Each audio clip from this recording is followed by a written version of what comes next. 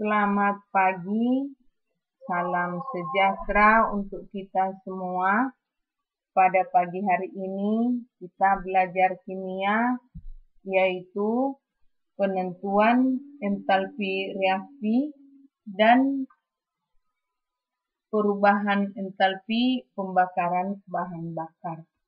Penentuan entalpi reaksi ditentukan dengan menggunakan beberapa cara, yaitu A. Berdasarkan kalorimetri, B. Berdasarkan hukum Hess, C. Berdasarkan tabel entalpi pembentukan, D. Berdasarkan energi ikatan. Baiklah, kita langsung ke bagian A, yaitu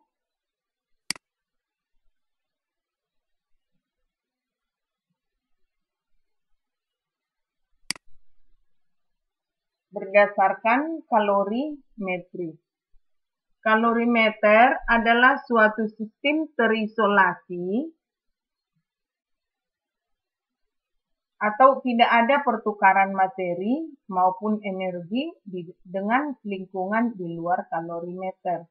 Dengan mengukur kenaikan suhu di dalam kalorimeter, kita dapat menentukan jumlah kalori yang diserap oleh air, serta perangkat kalorimeter berdasarkan rumus. Q air sama dengan M kali C kali delta T. Ya. Q bom sama dengan C kali delta T. Dengan pengertian Q jumlah kalori, Q sama dengan,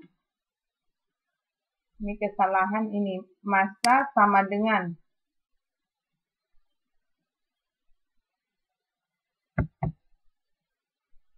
M sama dengan massa air dalam kalorimeter, C kalor jenis air dalam larut atau larutan di dalam kalorimeter, C huruf besar ini ada 2 C. Ya. Satu huruf kecil, satu huruf besar. C huruf besar ini adalah kapasitas kalor dalam bom kalorimeter. Kemudian delta T. Delta T kenaikan suhu larutan dalam kalorimeter. Jadi, Q reaksi sama dengan negatif Q air tambah Q bom. Untuk kalori sederhana, Q reaksi sama dengan negatif Q larutan. Ibu ulangi, ini tadi kesalahan mengetik. Ini adalah M atau massa air di dalam kalorimeter. Kemudian bagian B, penentuan berdasarkan hukum Hess. Hukum Hess berkaitan dengan reaksi-reaksi yang dapat dilangsungkan menurut 2 atau lebih cara atau lintasan. Contoh, yaitu reaksi antara karbon atau grafit dengan oksigen membentuk karbon dioksida. Nah, cara yang pertama atau tahap di sini, karbon padat atau solid tambah oksigen gas menghasilkan CO2. Entalpi H sama dengan negatif 394 kJ. Ini yang pertama. Cara yang kedua, tahap 1, karbon ditambah setengah O2 menjadi CO. Menghasilkan CO atau karbon dioksida. Delta H sama dengan negatif 1111 kJ. Ini yang kedua. Kemudian tahap kedua, CO tambah setengah O2 menghasilkan CO2. Delta H sama dengan negatif 283 kJ. Ini tahap 3. Nah, kemudian ini kita tambahkan supaya dapat, ya, ini C, di sini dapat ini C, jadi ini bisa kita katakan seperti ini. CO kita kurangkan ke sini. CO, garis dengan CO, habis CO-nya. Kemudian ini dijumlahkan setengah O2 tambah setengah O2, berarti menjadi O2. Jadi C tambah O2, ini dari sini tadi, menghasilkan CO2. Jadi CO-nya ini sudah apa? Habis. Kemudian ini dijumlahkan karena sama-sama negatif, jadi jumlahnya juga negatif. 394. Kalau reaksi dari kedua cara di atas adalah sama. Ya, sama. Kemudian cara yang ketiga atau C berdasarkan tabel entalpi pembentukan. Dalam zat ini, zat bereaksi dianggap lebih dahulu terurai menjadi unsur-unsurnya. Kemudian unsur-unsur itu bereaksi membentuk zat produk. Jadi delta H sama dengan sigma energi ya produk energi pembentukan. Ini dari data energi pembentukan produk dikurang sigma energi pembentukan reaksi. Contoh reaksi pembakaran metanol adalah sebagai berikut. Ini metanol CH4OH ditambah 1,5 O2 menghasilkan CO2 tambah H2H2O. Berapakah delta H-nya? Nah, ini yang di sebelah kiri ini adalah sebelum reaksi atau pereaksi. Di sebelah kanan ini adalah hasil reaksi.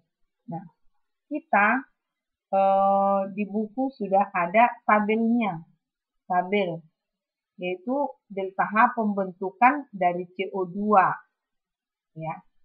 Sudah ada ya, untuk ini sudah ada diberitahukan di dalam tabel di buku. Jadi kita hitung delta H-nya, kita susun dulu semua, yaitu pembentukan CO2 sebagai hasil reaksi, kemudian H2O. Ya. Kita kalikan dengan koefisiennya. Koefisien CO2 1, jadi langsung aja delta HF CO2. Kemudian tambah, ini 2, koefisiennya ini 2, jadi 2 kali delta HF H2O. Dikurang, ya, delta HF dari, atau kalor dari pereaksi. Pereaksi tadi di sini metanol. Metanolnya 1 koefisiennya, jadi di sini langsung aja 1. Nah, kemudian oksigen 1,5. Ya. Entalpi pembentukan oksigen sama dengan 0. Nah, kemudian ini kita kalikan. Ini CO2 1, H2O 2 koefisiennya. Jadi kalikan 2 kali negatif 286 dikurang datanya selanjutnya akan dapat. Jadi entalpi pembakaran metanol sama dengan negatif 726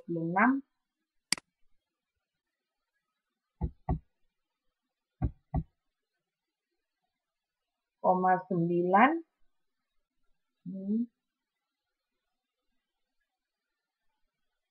kilojoule per mol atau mol negatif.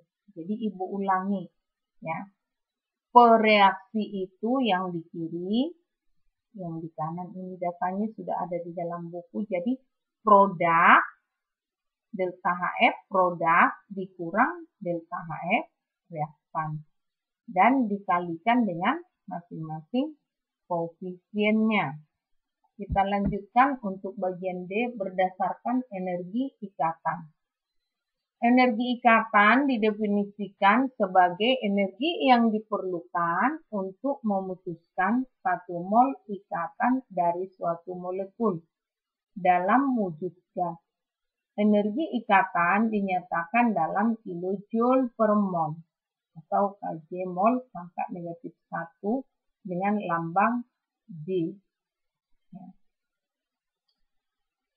Rumusnya yaitu delta H sama dengan sigma energi ikatan yang diputus dikurang sigma energi ikatan yang terbentuk. Yang diputus itu adalah reaksi yang terbentuk setelah reaksi atau produk. Jadi rumusnya kebalikan dari bagian C tadi, yaitu berdasarkan tabel entalpi pembentukan. Ya, kebalikannya rumusnya. Jadi dalam hal ini kita harus paham dulu struktur dari suatu senyawa, struktur Lewisnya atau strukturnya digambarkan. Contohnya, pembakaran gas metana. Metana itu apa? Yaitu CH4. Kita gambarkan seperti ini. Ya, tangan-tangannya ini. Kemudian 2O2. Jadi ikatannya itu harus dipecah. Di sini ikatan tunggal terlihat. O2 harus tahu kita bahwa O2 itu membentuk ikatan rangkap 2. Kemudian CO2 kita gambarkan ikatannya C, dan di sini 2 ikatan rangkap 2. Ditambah 2H2O. Nah, H2O, OH. Nah, ditanya delta H. Jadi, pemutusan ikatannya berapa? Nah, kita hitung. C dengan H di sini ada berapa? 1, 2, 3, 4. Jadi, 4 mol CH berarti di sini, ya, ini katanya, ya. Nah, 1 CH aturannya kita beritahu di contoh ini ya, tapi bisa dilihat datanya di buku, ya. Jadi dikalikan dengan 4. Kemudian 2 mol O2. Ya. Kemudian ini kita tambahkan, jawabnya 2642 kJ. Jadi di sebelah kiri energinya 2642 kJ. Di kanan, nih, 2 mol CO. Kenapa 2? Karena ini ada 2. 1, 2. Ya, inilah entalpinya di sini, energinya. Kemudian 4 mol OH. Kenapa 4? Ini 1, 2. Ada 2. 2 kali 2, ya, koefisiennya 2 tadi. Jadinya 4. Jawabnya. Kemudian kita jumlahkan menjadi 3450. Nah, jadi delta H sama dengan ini energi yang diputus. Energi yang diputus yang di ruas kiri. Siapa tadi? Kita lambangkan dengan X. Yang terbentuk, energi ikatan yang terbentuk yaitu Y. Jadi X dikurang Y, jawabnya negatif 808 kilojoule. Itu untuk pembentukan energi ikatan. Jadi ada 4. Ya, ditambah nanti contoh-contoh soal yang ada di buku kalian. Ya, contoh soal yang ada pada halaman 100.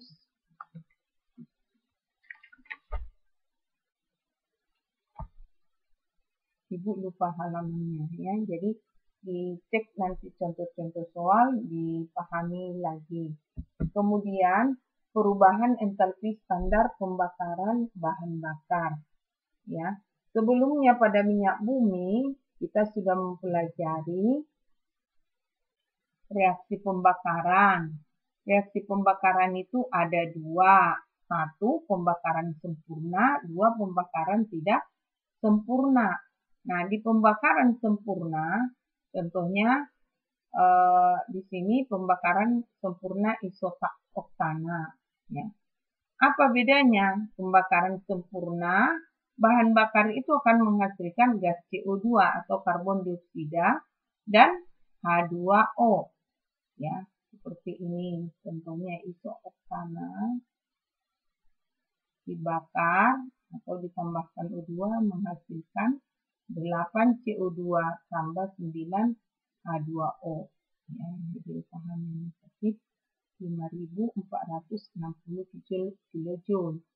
Ya, jadi di sini terbukti dihasilkan CO2. Kemudian nomor 2, pembakaran tidak sempurna, yaitu pembakaran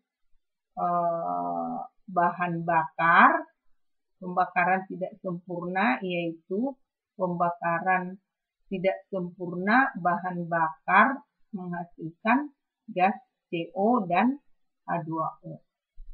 Kemudian bagaimana menghitung kalor pembakaran bahan bakar?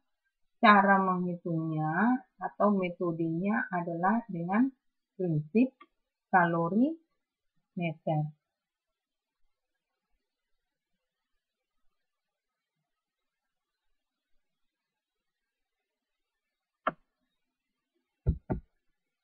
Contoh-contoh atau jenis bahan bakar, ya, ini sudah kita pelajari juga sebelumnya. Jenis bahan bakarnya gas alam, batu bara, minyak mentah, bensin, arang, kayu, hidrogen. Di sini komposisi dari hidrokarbon C dan H, kemudian oksigen. Jadi nilai kalornya juga ada pada tabel berikut. Ya. Demikian pembahasan kita di termokimia sesi ketiga. Kemudian selanjutnya kita akan mengerjakan tugas atau soal-soal latihan. Demikian pembelajaran hari ini. Ibu cukupkan dan selamat pagi.